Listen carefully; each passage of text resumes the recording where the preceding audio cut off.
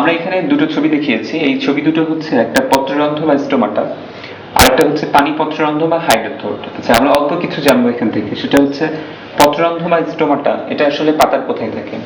আচ্ছা, পত্ররন্ধ্র বা স্টোমাটা এটা হচ্ছে পাতার উপরে এবং নিচের পৃষ্ঠে থাকতে পারে, তবে মেইনলি থাকে হচ্ছে নিচের পৃষ্ঠে। এবং পত্ররন্ধ্র বা স্টোমাটার গঠনটা কেমন? খুব সহজ একটা গঠন, যে এটাই হচ্ছে পত্ররন্ধ্র বা স্টোমাটা। এটার দুপাশে থাকবে দুটো বড় ধরনের কোষ, যেগুলোকে বলা হচ্ছে রক্ষী কোষ বা গার্ড সেল। তাহলে পত্ররন্ধ্র বা স্টোমাটার গঠন হচ্ছে যে এটা পাতার উপরে বা নিচের পৃষ্ঠে থাকতে পারে, তবে মেইনলি নিচের পৃষ্ঠে থাকে। এবং এটা হচ্ছে দুটো রক্ষী কোষ দ্বারা নিয়ন্ত্রিত, গার্ড সেল। এবং রক্ষী কোষের গঠন আমরা দেখতে পাচ্ছি যে ভেতরের দিকের প্রাচীরটা অনেক বেশি পুরু, এবং এখানে একটা নিউক্লিয়াস রয়েছে, অসংখ্য ক্লোরোপ্লাস্ট, প্রচুর সাইটোপ্লাজম যুক্ত একটা কোষ। এবং রক্ষী কোষে যখন দিনের বেলা যখন পানি প্রবেশ করে তখন রক্ষী কোষটা ফুলে যায়। এটা নিয়ে আমরা আরেকটা চ্যাপ্টার আলোচনা করব। তাহলে রক্ষী কোষে যখন দিনের বেলা পানি প্রবেশ করে তখন রক্ষী কোষটা ফুলে যায়, স্ফীত হয়। হওয়ার ফলে যেটা হয় সেটা হচ্ছে রক্ষী কোষ দুটো রাতের বেলা খুব কাছাকাছি থাকে।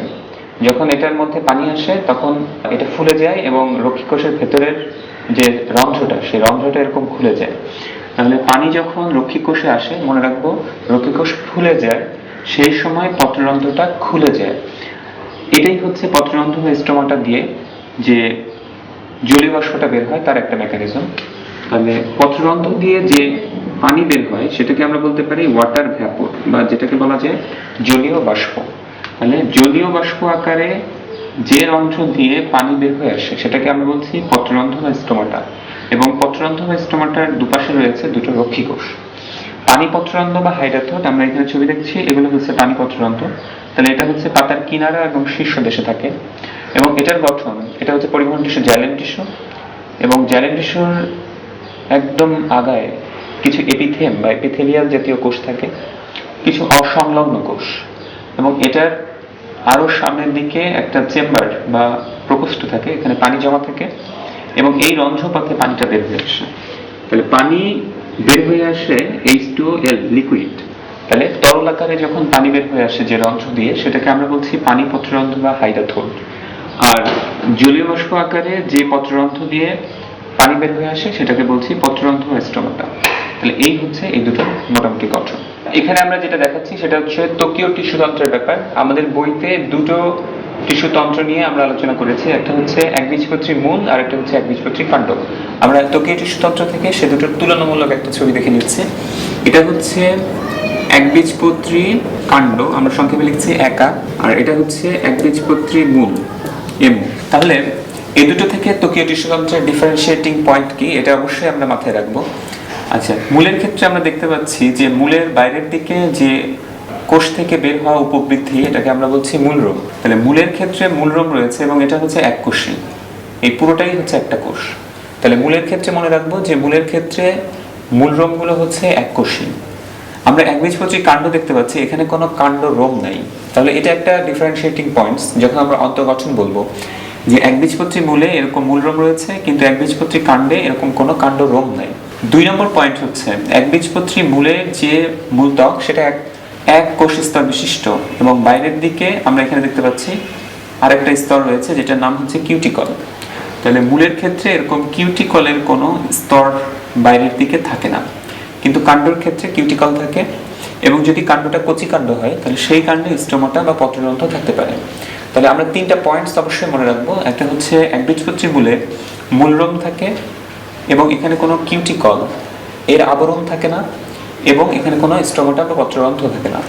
একবীজপত্রী কাণ্ড থেকে 3টা পয়েন্টস আমরা মনে রাখি। এখানে কোনো কাণ্ড রোম নাই, এটা কাণ্ডের বাইরের দিকে কিউটিকল রয়েছে, এবং কচি কাণ্ডের ক্ষেত্রে স্টোমাটা দেখা যায়।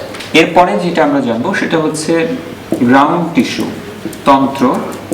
এখান থেকে আমরা কয়েকটা ইম্পর্টেন্ট পয়েন্টস মনে রাখবো। একদম বাইরের দিকে 1 নম্বর পয়েন্টস অধোত্বক, যেটার আরেক নাম হচ্ছে হাইপোডার্মিস। তাহলে অধোত্বক বা হাইপোডার্মিস, এটা থেকে আমরা মনে রাখবো কয়েকটা পয়েন্টস। 1 নম্বর পয়েন্টস হচ্ছে মূল, সেটা একবীজপত্রীও হতে পারে দ্বিবীজপত্রীও হতে পারে, থাকে না। তাহলে অধোত্বক বা হাইপোডার্মিস থেকে মনে রাখবো যে মূল একবীজপত্রী হোক দ্বিবীজপত্রী হোক সেখানে কোনো হাইপোডার্মিস বা অধোত্বক থাকে না। একবীজপত্রী কাণ্ড একবীজপত্রী যদি হয় তাহলে সেখানে থাকে এবং সেটা হচ্ছে স্ক্লেরেনকাইমা জাতীয় কোষ থাকে। যদি কাণ্ড হয় দ্বিবীজপত্রী থাকে এবং কোলেনকাইমা জাতীয়, তাহলে আমরা অধোতক বা হাইপোডার্মিস থেকে জাস্ট এই তিনটা পয়েন্টস মনে রাখবো। একটা হচ্ছে মূলের ক্ষেত্রে একবীজপত্রী বা দ্বিবীজপত্রী হোক, সেখানে কোনো হাইপোডার্মিস বা অধোতক থাকে না। যদি কাণ্ড একবীজপত্রী হয় তাহলে সেটাকে আমরা বলবো যে একবীজপত্রী কাণ্ডে অধোতক বা হাইপোডার্মিস থাকে এবং সেটা দেখতে হয় স্ক্লেরেনকাইমা জাতীয়, এটা মনে রাখবো। আর অধোতক বা হাইপোডার্মিস যদি কাণ্ড দ্বিবীজপত্রী হয়, অধোতক বা হাইপোডার্মিস থাকে এবং সেটা হচ্ছে কোলেনকাইমা জাতীয়। তাহলে এই পয়েন্টসটুকু মনে রাখবো। এরপরের গুরুত্বপূর্ণ পয়েন্টস যেটা, সেটা হচ্ছে অন্ততক অথবা এন্ডোডার্মিস। আচ্ছা, অন্ততক বা এন্ডোডার্মিস যদি মূলের ক্ষেত্রে হয়, একবীজপত্রী বা দ্বিবীজপত্রী যেটাই হোক না কেন, সেখানে আমরা যেটা জানবো একসারি কোষ দ্বারা গঠিত, বৃত্তাকারে অবস্থিত এবং প্রস্থ প্রাচীর স্থূল। আচ্ছা, এখানে আমরা একটু জেনে নিব সেটা হচ্ছে তাহলে জিনিসটা কেমন দেখতে হবে। দেখতে হবে হচ্ছে এরকম বৃত্তাকারে অবস্থিত, একসারি কোষ দ্বারা গঠিত এমন হবে। এবং এখানে যে শব্দটা আমরা লিখেছি সেটা হচ্ছে প্রস্থ প্রাচীর। প্রস্থ প্রাচীর কি? যে দুটো কোষ, এটা একটা কোষ, এটা একটা কোষ, এই দুটো কোষের মাঝখানের যে প্রাচীরটা, এই প্রাচীরটার নামই হচ্ছে প্রস্থ প্রাচীর। তাহলে মূলের ক্ষেত্রে একবীজপত্রী দ্বিবীজপত্রী যেটাই হোক না কেন, মূলের ক্ষেত্রে প্রস্থ প্রাচীর স্থূল, তার মানে হচ্ছে যে এই অংশগুলো হবে অনেক বেশি পুরু বা স্থূল। তাহলে এটাই হচ্ছে একবীজপত্রী মূল দ্বিবীজপত্রী মূলের অন্তর্গঠনগত বৈশিষ্ট্য। তাহলে অন্ততক বা এন্ডোডার্মিস থেকে মনে রাখবো যে মূলের ক্ষেত্রে একসারি কোষ দ্বারা গঠিত, দেখতে পাচ্ছি, বৃত্তাকারে অবস্থিত দেখা যাচ্ছে, এবং প্রস্থ প্রাচীরগুলো হচ্ছে স্থূল। তাহলে এই তিনটা পয়েন্ট মনে রাখবো। একবীজপত্রী কাণ্ড, এখানে কোনো অন্ততক থাকে না। তাহলে আমরা মনে রাখবো যে একবীজপত্রী কাণ্ডে কোনো অন্ততক থাকে না। আচ্ছা, দ্বিবীজপত্রী কাণ্ডে কেমন?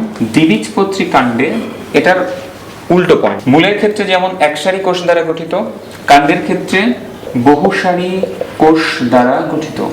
মূলের ক্ষেত্রে যেমন বৃত্তাকারে অবস্থিত, কাণ্ডের ক্ষেত্রে ঢেউ খেলানো এবং এটা স্ক্লেরেনকাইমা জাতীয় কোষ দ্বারা গঠিত।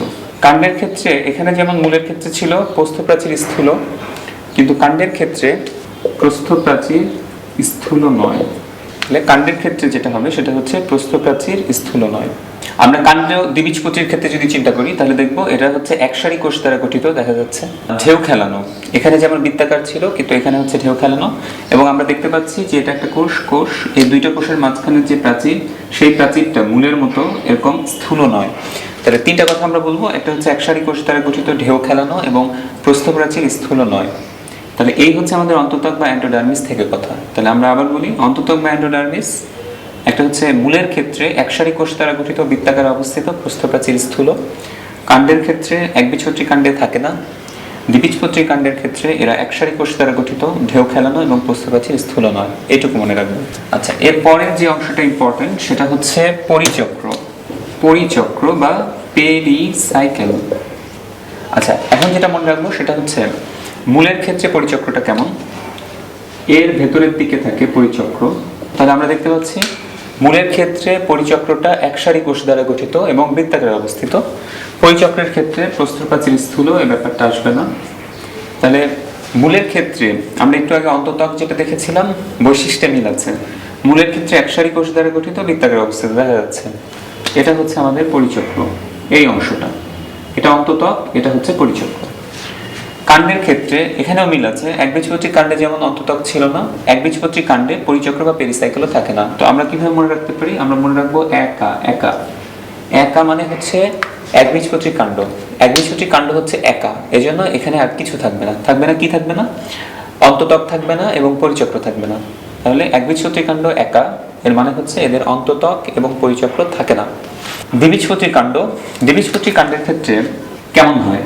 দ্বিবীজপত্রী কাণ্ডের ক্ষেত্রে দেখা যায় যে পরিচক্রগুলো এরকম বহুসারি কোষ দ্বারা গঠিত হয়, এবং আমরা দেখতে পাচ্ছি অন্ততক যেহেতু ঢেউ খেলানো, এজন্য পরিচক্র যেটা হবে সেটাও হবে ঢেউ খেলানো, এবং কোষগুলো দেখে মনে হচ্ছে এগুলো হচ্ছে স্ক্লেরেনকাইমা জাতীয়।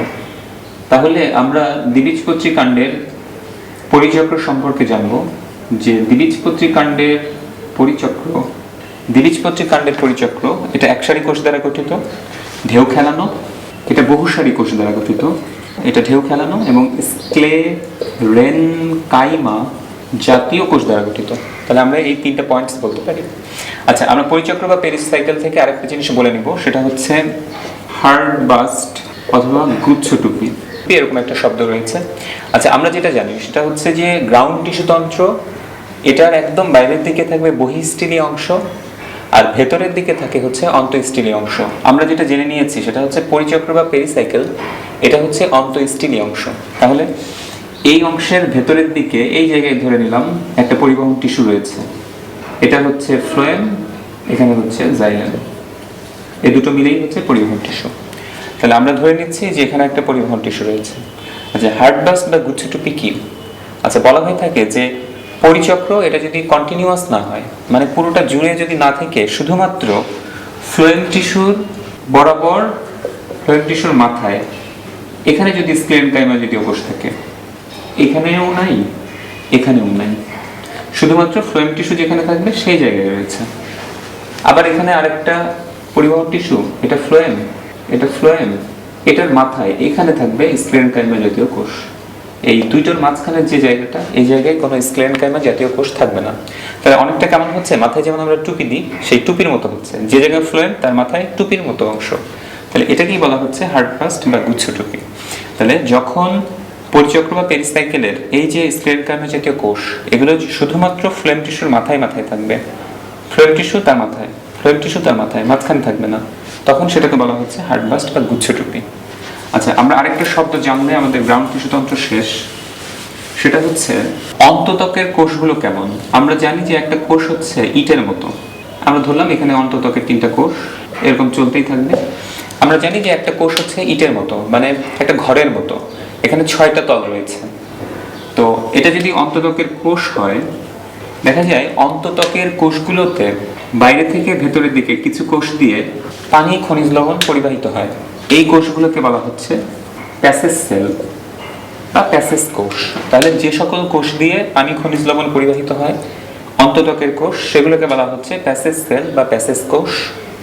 এছাড়া আরো দুটি অংশ রয়েছে, একটা হচ্ছে স্টার্চ শীট। স্টার্চ শীট হচ্ছে অন্তত্বকের কোষগুলোতে, আমরা যদি চিন্তা করি আসলে এটা একটা ত্রিমাত্রিক গঠন হবে, চারপাশে, উপরে নিচে না, চারপাশ জুড়ে যদি আমরা চিন্তা করি, তাহলে স্টার্চের একটা আবরণ পাওয়া যাবে। তাহলে যে 6টা তল রয়েছে তার মধ্যে এই বরাবর থাকবে, এই বরাবর থাকবে, আবার এই বরাবর থাকবে। তাহলে যে 6টা তল রয়েছে সেই 6টা তলের 4টা তল বরাবর স্টার্চের যে আবরণ থাকে সেটাকে বলা হচ্ছে স্টার্চ শীট বা শ্বেতসার আবরণ। আচ্ছা, আরেকটা হচ্ছে বিজ্ঞানী ক্যাসপারি বলেছিলেন যে অন্তত্বকের কোষগুলোতে এরকম 4টা অংশ বরাবর একটা ফিতার মতো অংশ পাওয়া যায়, যেটা হচ্ছে সুবেরিন কিউটিন এই জাতীয় পদার্থ দ্বারা গঠিত, এবং ওই বিজ্ঞানীর নাম অনুসারে এটাকে বলা হচ্ছে ক্যাসপারির ফিতা। তাহলে আমরা 3টা জিনিস জানবো, একটা হচ্ছে অন্তত্বকের যে কোষগুলোর মধ্য দিয়ে পানি, খনিজ লবণ পরিবাহিত হয়, প্যাসেজ কোষ, যেগুলোতে এরকম ক্যাসপারি সুবেরিন কিউটিন জাতীয় একটা ফিতার মতো অংশ থাকে, সেটাকে বলা হচ্ছে ক্যাসপারির ফিতা, এবং যে কোষগুলোতে এরকম স্টার্চের আবরণ থাকে সেটাকে বলা হচ্ছে স্টার্চ শীট।